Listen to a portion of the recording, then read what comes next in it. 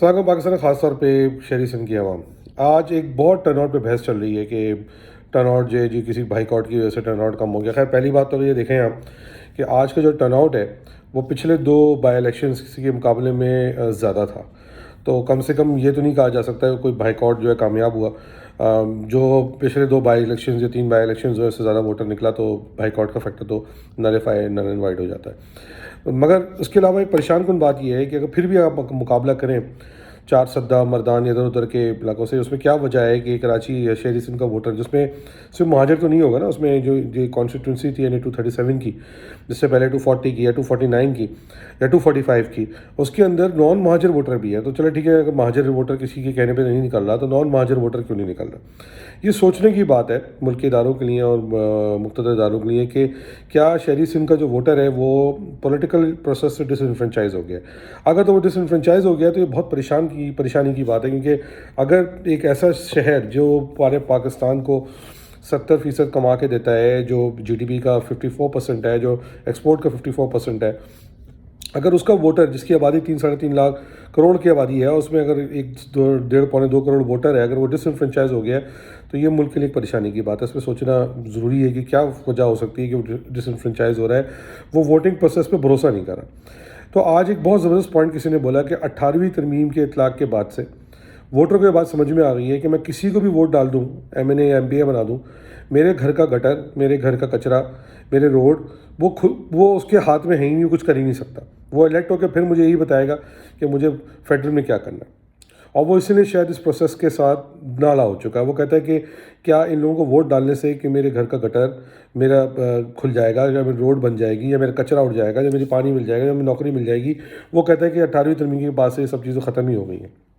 اور یہ بات بڑی امپورٹنٹ ہے کہ لوگوں کو سمجھنا چاہیے کہ اگر وہ, اور پھر کراچی کا ایک اور مسئلہ یہ ہو گیا ہے کہ کراچی کی چونکہ سیٹیں اتنی نہیں ہوتی کہ وہ نیشنل اسمبلی کے اندر جا کے اتنا بڑا کوئی انفلوئنس کریٹ کر سکے کہ وہ 18ویں ترمیم یا کسی اور ترمیم کو فورس کروا سکے. تو اس کی وجہ سے وہ شاید سمجھتا یہ ہے کہ پاک کراچی کے ووٹر کو یہ لگا ہے کہ شاید سیاسی پروسیس سے مجھے کچھ حاصل نہیں ہونا.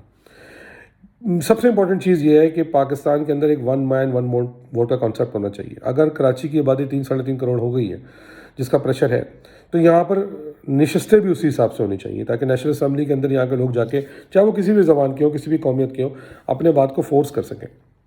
اگر آپ 1 مین 1 ووٹ کے کانسیپٹ کو نہیں لے کے آئیں گے تو کراچی کا ووٹر اپنے آپ کو ڈس انفرینچائز سمجھے گا. اور افسوس کی بات یہ ہوگی کہ جب تاریخ لکھی جائے گی سیاست کی پاکستان کا, پتہ چلے گا کہ پاکستان کے سب سے بڑے شہر کے ووٹر نے سیاسی پروسیس سے ہی اپنے آپ کو دور کر لیا. یہ تو شکر کریں عمران خان نے تھوڑی موبلائزیشن کی ہوئی ہے جس کی وجہ سے شاید لوگ نکل کے ووٹ ڈالنے آ گئے. اگر عمران خان نہیں ہوتے بذات خود اس الیکشن کے اندر تو شاید اس کا بھی حشر وہی ہوتا جو اس سے پہلے کچھ الیکشنز کے اندر ہوا ہے. تو یہ بات سوچنے سمجھنے کی ہے کہ کس طرح آپ کو اس کا ہینڈل کرنا ہے. کراچی کے ووٹر کو میری نظر میں ری انرجائز کرنے کے لیے سب سے پہلے تو آپ کو یہاں کی مردم شماری فوراً صحیح کرنی ہوگی اگلے کسی الیکشن سے پہلے. 18ویں ترمیم کو دیکھنا پڑے گا کہ 18ویں ترمیم کے اندر جو مسائل ہیں جس کی وجہ سے پروونشل اسمبلی جو ہے سندھ کی وہ لوکل باڈیز کو امپاورمنٹ نہیں دے رہی, ریسورسز نہیں دے رہی, تو کیا اس کے ہوتے ہوئے آپ کو, اگر ہم نے 18ویں ترمیم یہ کیا پاس کی تھی جس سے ملک متحرک ہوگا و اسٹیٹ متحرک ہوگا, تو مجھے تو اس سے اسٹیٹ اب کمزور ہی ہوتا نظر آ رہا ہے. کیونکہ اگر 18ویں ترمیم سے لوگوں کو یہ میسج جا رہا ہے کہ میری زندگی میں کیا فرق پڑنا ہے, میں ووٹ ڈال کے کیوں نکلوں, کیونکہ 18ویں ترمیم جس سوچ کے تحت دی گئی تھی جس کے اندر ڈیولیوشن آف پاور تھا, تو وہ سندھ کی سی ایم یعنی پیپلز پارٹی کی چور کرپٹ حکومت نے تو وہ ڈیولیوشن کری نہیں. چونکہ وہ کری نہیں تو اس سے نقصان کیا ہو رہا ہے کہ لوگ کہہ رہے ہیں یار ہمیں اس پروسیس میں حصہ لینے کی ضرورت ہی کیا ہے. تو اگر آپ چاہتے ہیں کہ پاکستان کے اندر جو سب سے بڑا کما کے دینے والا شہر ہے وہ آپ سے ڈس انفرینچائز نہ ہو جائے, تو خدا کے واسطے آپ کو ایسے اقدامات اٹھانے پڑیں گے کہ وہ دوبارہ انگیجمنٹ میں آ جائے. یہ کوئی بائیک آؤٹ وغیرہ کی وجہ سے نہیں ہو رہا یہ. اچھا, کیونکہ دیکھیں بات سمجھیں, اگر وجہ 18ویں ترمیم ہی ہے تو 18ویں ترمیم کروانے والا بھی تو وہی آدمی ہے نا جو آج بائیک آؤٹ کا شور مچا رہا ہے. تو اس کا جو سپورٹر جو سمجھ رہا ہے کہ اس کی وجہ سے اس کو دل پہ ہاتھ رکھ کے بولے کہ یہ آج وہ 18ویں ترمیم کی وجہ سے اگر سمجھتا ہے کہ کراچی کے حالات کا کوئی سولوشن نہیں ہے, تو آپ مجھے بتا دیں کہ اگر وہ آج ہوتا بھی تو وہ کیا کر لے گا بائیک آؤٹ 18ویں ترمیم کے ہوتے ہوئے. وہ کیا کوئی دودھ کی نہریں اور شہد کی نہریں بہانا شروع کر دے گا یہاں پہ؟ وہ بھی اسی کا مفلوس ہوگا. اور وہ اس کا سب سے بڑا قصوروار اس لیے ہے کہ 18ویں ترمیم کے ہوتے وقت وہ سب سے زیادہ پاور میں تھا, اور اس ایم کیو ایم نے جو اس وقت اس الطاف حسین کی جی بھائی جی بھائی جی بھائی کری ہوتی تھی.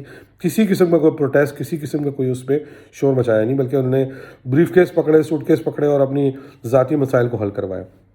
تو یہ اب ملک کے مقتدر اداروں کو سوچنا پڑے گا کہ کس طرح شہری سندھ کے لوگوں کو دوبارہ ری انفرنچائز کیا جائے, کیونکہ اگر کوئی اسٹیٹ کے کوئی اتنا بڑی آبادی ہے جس کی اتنی بڑی ینگ آبادی ہے, اور جہاں پر مختلف قسم قومیتیں رہتی ہیں, اور آپ کو پتہ ہے پورے پاکستان سے آ کے ایلیمنٹس جو ہیں, جو ہو سکتا ہے کہ کسی قسم کی نیفوریس ایکٹیویٹیز میں بھی ہوں, وہ کراچی میں آ کے پناہ لیتے ہیں. اور آپ کو پتہ ہے کہ اگر آپ کا دشمن ہے کوئی, تو اس کو اگر پاکستان کو محتاج کرنا ہے تو وہ کراچی پہ اٹیک کرے گا. تو اگر آپ نے اس کے اندر اس کی ڈیموکریٹک پروسیس کے ایلیمنٹس کو ڈس انفرنچائز کر دیا, تو آپ سوچیں کہ وہ کل کس طرح معاملہ جا سکتا ہے. ڈس انفرنچائزمنٹ کے بعد سب سے بڑا جو جس کو احساس محرومی کہتے ہیں, سیاسی احساس محرومی کہتے ہیں, اس کے بعد کل خدا نہ خواستہ یہ نہ ہو کہ لوگ کوئی ایکسٹریم اسٹیپ اٹھانے کی طرف چلے جائیں. وہ فرسٹریشن آپ کو آج روڈوں پہ نظر آ رہی ہے, جب لوگ یہ دیکھ رہے ہیں کہ لوٹ مار ہو رہی ہے اور وہ چوروں کو ڈاکوں کو پکڑ کے مار رہے ہیں, پولیس والے ان کو پولیس والے بچا رہے ہیں اور لوگ مار رہے ہیں. تو یہ آپ سب سے آپ کے پاس میسیجنگ ہے کہ کل اگر یہ لوگ ایک سٹیپ یا 2 سٹیپ یا 3 سٹیپ آگے چلے گئے, تو خدا نہ خواستہ اس ملک میں کوئی ایسا شہر کے اندر کوئی ایسا واقعہ نہ پیش ہو جائے جس کے بعد کوئی اس کا ریکورس نہ ہو اور کوئی ایکسٹریم آپ کو بھی سٹیپ اٹھانا پڑے. ملک اس وقت اس کا متحمل نہیں ہو سکتا. پورے ملک میں سوزش چل رہی ہے, کے پی کے میں چل رہی ہے, بلوچستان میں چل رہی ہے, انٹیریئر سندھ میں چل رہی ہے, ہم سب کو پتہ ہے. اور خدا نہ خواستہ کہیں اس طرح کی سوزش جو ہے وہ شہری سندھ میں بھی نہ شروع ہو جائے, جس کی جو کہ نہیں ہونی چاہیے. اور اس میں آپ جب اس طرح کا مواقع چل رہے ہیں, اس طرح کے ایلیمنٹس کو موقع ملتا ہے کہ وہ ان چیزوں کو ہوا دیں اور ان کو آگے لے کے ہوئے. اب یہ مت کریے گا یہ اس بات کی سوچ میں دے رہا ہوں, یہ لوگ خود سوچ رہے ہیں.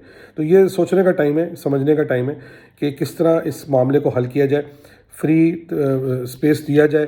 آپ نے شہری سندھ کی سیاست کو ہاتھ پاؤں باندھ کے پیپلز پارٹی کے مرہون مندت چھوڑ دیا ہے, کیونکہ آپ, میں نام تو نہیں لے رہا کسی کا, مگر آپ کو لگتا ہے کہ شاید اس کا جو لیڈر ہے بلاول, وہ امریکہ کے ساتھ آپ کے جا کے مسائل کو حل کر دے گا. دیکھ لیں آپ کیا حشر ہوا ہے. امریکہ نے آپ کو کس طرح کتے کی طرح ٹریٹ کیا ہے پچھلے اسٹیٹمنٹ میں پریزیڈنٹ کو جو ان کی دیا ہے. اس کے بعد آپ کس منہ سے سمجھتے ہیں کہ وہ آدمی جس پہ آپ نے اتنا انویسٹ کیا ہے وہ آپ کے لیے کچھ کر کے آئے گا. بلاول بھٹو اپنی انٹرنشپ پہ جا کے صرف اور صرف دنیا میں جا کے ایمبیسڈر سے تعلقات بنا رہے ہیں تاکہ وہ کل اگلا پرائم منسٹر کے لیے اپنے آپ کو پوزیشن کرے. اور ایک بات یاد ذہن میں رکھ لیں, یہ بار ہم بات کہتے آئے ہیں کہ پیپلز پارٹی کو مضبوط کرنے کا مقصد صرف اور صرف سندھو دیش کو مضبوط کرنا ہے. تو جو بھی ملک کے ساتھ وفادار لائل اسٹیبلشمنٹ کے لوگ ہیں, میں ان سے اپیل کرتا ہوں کہ وہ اس خام کو نہ ہونے دیں, کیونکہ آپ جتنا پیپلز پارٹی کو مضبوط ہونے دیں گے وہ ملک کو برباد کرنے کی طرف آپ کریں گے. کیونکہ ان کو پیپلز پارٹی کو خود کچھ نہیں کرنا, پیپلز پارٹی کو صرف شہری سندھ کو کارنر کرنا ہے, چوک کر دینا ہے, اور یہاں پر جو ہے جھگڑا شروع کرا کے اس پہ ہاتھ سیکھنے ہیں. اور آپ یقین کریں کہ جب وہ ہاتھ سیکھے گی تو امن و امان کے لیے تو ملک کے اداروں کو انوالو ہونا پڑے گا. اور ملک کے ادارے ویسے ہی اس وقت اتنے پھنسے ہوئے ہیں کہ ان کے پاس ایک نیا فرنٹ کھولنے کی کوئی پاسبلٹی نظر نہیں آتی, نہ آپ کے پاس کوئی بہت بڑی کوئی انٹیک آپ کی فوج کے اندر آ رہی ہے اس ٹائم پہ. تو کہنے کا مقصد صرف اور صرف یہ ہے کہ یہ سوچنے کی بات ہے, سمجھنے کی بات ہے کہ دیکھیں پیپلز پارٹی تو حلوہ کھا رہی ہے. اب ہم یہ شہری سندھ میں دیکھ کے کیا دیکھ رہے ہیں کہ ہمارا جو سب سے بڑا مجرم ہے وہ تو چاہے حکومت میں ہو چاہے اپوزیشن میں ہو, وہ دونوں صورتوں میں ہے. جب عمران خان کی حکومت تھی تب بھی پیپلز پارٹی کی چاروں انگلیاں گھی اور سر کڑائی میں تھی. آج عمران خان کی گورنمنٹ نہیں ہے, پی ڈی ایم ہے, تو بھی پیپلز پارٹی کی چاروں انگلیاں گھی اور سر کڑائی میں ہیں. اور اداروں کو پیپلز پارٹی نظر نہیں آ رہی, اداروں کو شہری سندھ کے لوگ نظر آ رہے ہیں. جو ذرا سی کوئی بات کرے گا اس کو جو ہے وہ شٹ اپ کر دیا جائے گا, ان کو ڈکٹیشن دے دیا جائے گا. ہم ڈکٹیشن لینے کو تیار ہیں جو ملک کے فیور میں ہو, مگر خدا کے واسطے ہمیں ڈکٹیشن وہ دیں جس سے کل ہمارے قوم کی بھی کچھ آگے مسائل حل ہوں. آپ یقین کریں جتنا بھی قوم سے بچوں سے بات ہوتی ہے ان میں جس طرح کا فرسٹریشن, جس طرح کا ڈپریشن اس میں بڑھ رہا ہے, کل ایسا ٹائم نہ آئے کہ وہ لوگ جو کچھ انفلوئنس کر کے معاملات کو کام ڈاؤن کرتے ہیں ان کے ہاتھ سے بھی بات نکل جائے. اور پھر یہ ہو کہ پھر ہم بھی بیٹھ کے اسی طرح تماشا دیکھ رہے ہوں جس طرح باقی علاقوں میں دیکھا جاتا ہے.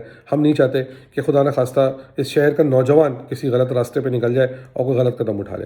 اس کو ہونے سے پہلے روکیں اور اس کا حقوق دلا دیں. اور حقوق دلانے کا بہترین طریقہ یہ ہے خدا کے واسطے ایک ایکول پلینگ فیلڈ ہے. اور یقین کریں equal playing field Peoples Party کے ہوتے ہوئے نہیں ہو سکتی. یہ فیصلہ اب آپ کو کرنا ہوگا کہ آپ نے ان کے چکر میں رہنا ہے, ان کی باتوں میں رہنا ہے, یا واقعی میں آپ نے اگر پاکستان کو بنانا ہے تو آپ کراچی کو, شہری سندھ کو صحیح کر دیں. یقین کریں آپ نے شہری سندھ کو معاشی طور پہ صحیح طرح سے صحیح کر دیا, آپ کو دنیا میں کسی IMF, کسی ورلڈ بینک, کسی پیرس بلاک کے آگے جا کے ہاتھ پھیلانے کی ضرورت نہیں پڑے گی. اپنے گردوں کا خیال رکھیے گا, پاکستان کا خیال رکھیے گا. پاکستان زندہ باد.